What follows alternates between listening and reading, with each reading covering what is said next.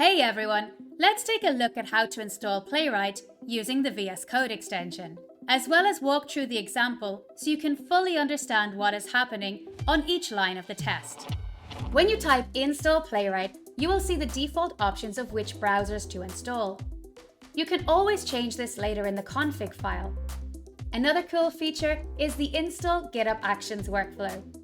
This will generate a YAML file in a GitHub folder, and once you commit your changes to GitHub, your tests will run on each pull request with no extra setup needed.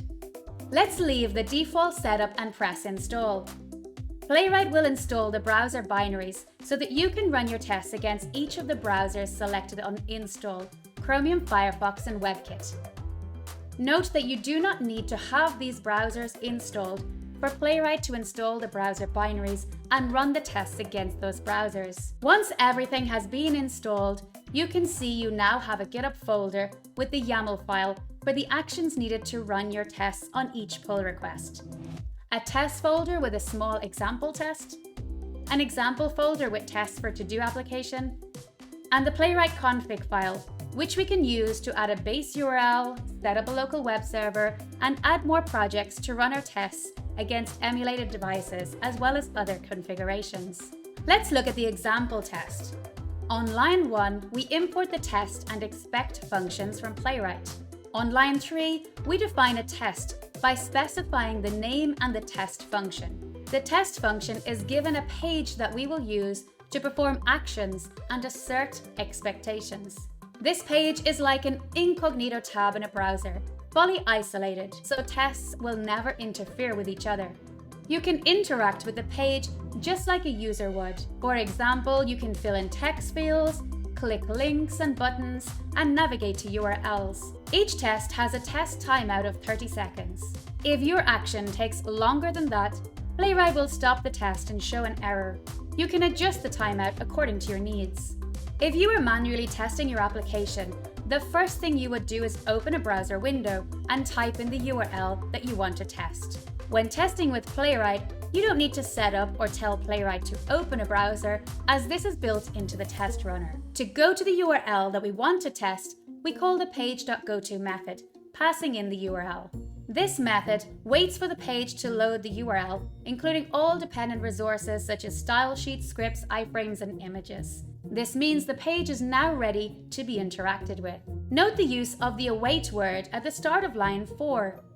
This is important as Playwright is async, and if we don't use the await keyword, then Playwright won't wait for the page to be ready, leaving you with the possibility of flaky tests.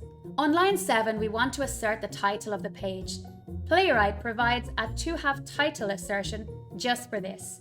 This assertion will internally retry again and again until the title is as expected or the default timeout of 5 seconds is reached. Since this is asynchronous, awaiting this is essential at the beginning of line 7.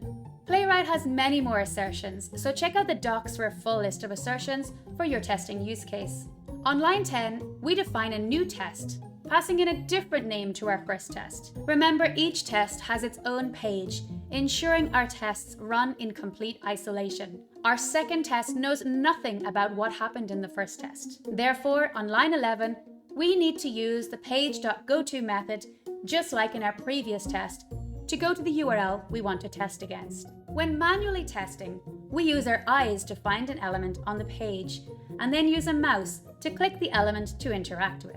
With Playwright, we use locators to help us locate elements on the page, followed by the action we wish to perform on the element. Playwright comes with built-in locators, complete with auto-waiting and retryability, meaning Playwright will wait for the element to appear on the page and will keep trying to interact with it until it becomes actionable or until the max timeout is reached. There are many ways to locate an element on a page, and to make test resilient, we highly recommend using user-facing attributes, such as locating an element by its accessible role or by its placeholder or label name, alt text, title, or text. We discourage locating elements by CSS or XPath, as they are not user-facing, as in, it is not something the user sees or cares about. Playwright also supports test IDs if you need that approach. On line 14 of our test, we use a role-based locator, get by role, and pass in the type of role and the accessible name. Our test would not be a real test without an assertion. So on line 17, we make an assertion to check a heading element with the text installation is visible on the page. In this example, we use to be visible assertion to check that something is visible on the page. There are many more assertions, such as to be checked, to contain text, to have class, etc. Check out the docs for a full list of assertions that you can use. In this video, we installed Playwright and saw how locators and assertions are used when writing tests. In the next video, let's take a look at how to run our tests with and without a browser window, as well as see a step-by-step recording of the test execution. See you then.